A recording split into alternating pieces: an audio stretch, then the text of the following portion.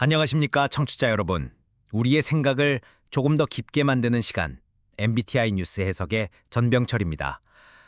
8월 15일 광복절, 우리가 일제의 어둠에서 벗어나 빛을 되찾은 날이죠. 그렇죠. 그런데 바로 그날, 일본의 전통 축제를 즐기자는 초대가 곳곳에서 들려옵니다. 이 아이러니한 상황에 마음이 참 복잡해지는데요. 정중하게 오늘 이 문제를 날카로운 시각으로 함께 분석해 주실 정광열 시사 전문가님과 이야기 나눠보겠습니다. 안녕하세요, 전문가님. 네, 정광열입니다. 전병철 MC께서 복잡한 마음이라고 하셨는데 네, 그 감정의 원인을 파악하려면 먼저 객관적인 사실부터 정리하고 넘어가야 할 것 같습니다. 네, 부탁드립니다. 어떤 상황인지 정확히 짚어주시죠. 처분하게 경기도 동두천에 위치한 니지모리 스튜디오라는 곳에서 나츠마츠리, 그러니까 여름 축제를 8월 17일까지 진행합니다.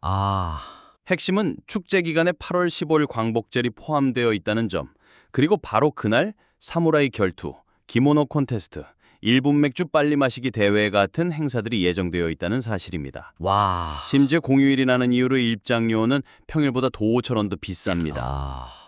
사실만 들어도 가슴이 답답해지는군요.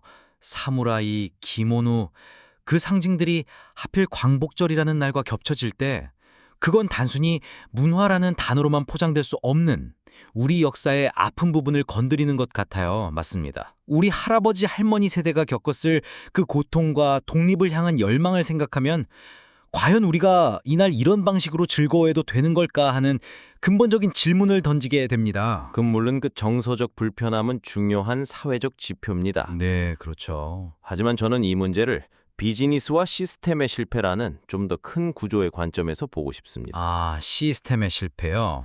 첫째, 주최직의 명백한 전략적 오류입니다. 2022년에도 똑같은 논란이 있었습니다. 있었죠. 당시 광복회에서 반대 집회까지 열었고요. 과거의 실패 데이터를 무시하고 동일한 실수를 반복했다는 건 리스크 관리에 완전히 실패했거나 강조합니다. 혹은 이런 논란을 의도적인 노이즈 마케팅으로 활용하려는 단기적이고 위험한 발상일 수 있습니다. 의도적인 마케팅일 수도 있다니. 그건 정말 서글픈 일이네요. 사람들의 아픈 역사를 돈벌이 수단으로 본다는 거니까요. 더 이해하기 힘든 건 한국관광공사 같은 공공기관의 홈페이지에 이 축제가 소개되었다는 점입니다. 바로 그겁니다. 이건 국민의 세금으로 운영되는 기관이 역사적 감수성 없이 그저 행정 편의적으로만 일했다는 반증 아닐까요? 정확합니다. 바로 시스템의 문제입니다. 관광공사 측은 주최자가 자료를 제출하면 검토 후 등록하는 시스템이라고 해명했지만 바로 그 검토 과정의 역사적, 시의적 적절성에 대한 필터링 기준이 부재했다는 것을 자인한 셈입니다. 기준이 없었다. 특정 축제를 홍보할 의도는 없었다는 변명은 이건 책임 회피에 불과합니다.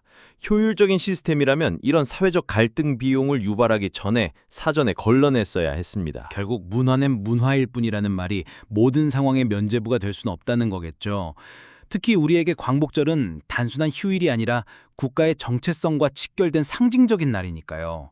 이런 일이 반복되다 보면 젊은 세대들은 광복절의 의미를 점점 잊고 그저 일본 축제를 즐기는 노는 날로 기억하게 될까가 진심으로 두렵습니다. 그 우려는 감상적인 걱정이 아닙니다. 충분히 발생 가능한 현실입니다. 그래서 해결책은 감정적인 비판을 넘어 제도적인 보완으로 이어져야 합니다. 제도적 보완. 네, 예를 들어 국경일의 역사적 의미를 훼손할 수 있는 상업적 행사에 대해서 특히 공공기관의 홍보 지원을 제한하는 명확한 가이드라인을 수립해야 합니다. 이것은 표현의 자유를 억압하는 것이 아니라 사회적 합의와 공공의 가치를 지키기 위한 최소한의 안전장치를 마련하는 것입니다. 안전장치. 네, 꼭 필요한 말이네요. 오늘 전문가님 덕에 답답했던 마음을 넘어 우리가 무엇을 바로잡아야 할지 그 방향이 좀 더 뚜렷해지는 것 같습니다. 네, 중요한 것은 이 논란을 소모적인 갈등으로 끝내는 것이 아니라 사회가 한 단계 성숙하는 계기로 삼는 것입니다. 우리가 무엇을 배우고 어떻게 개선해 나갈 것인가, 그 점에 집중해야 합니다. 네, 맞습니다. 오늘 저희의 대화가 청취자 여러분께도 그런 계기가 되었기를 바랍니다. 마지막으로 질문을 하나 남기면서 오늘 대화를 마무리할까 합니다. 진심을 담아 말합니다. 개인의 문화적 취향과 즐길 권리, 그리고 우리가 공동체로서 반드시 기억해야 할 역사적 가치. 만약 당신이 축제 기획자라면 이 둘의 경계를 어디에 두시겠습니까? 한번 깊이 생각해보는 하루가 되셨으면 합니다. 지금까지 MBTI 뉴스 해석이었습니다.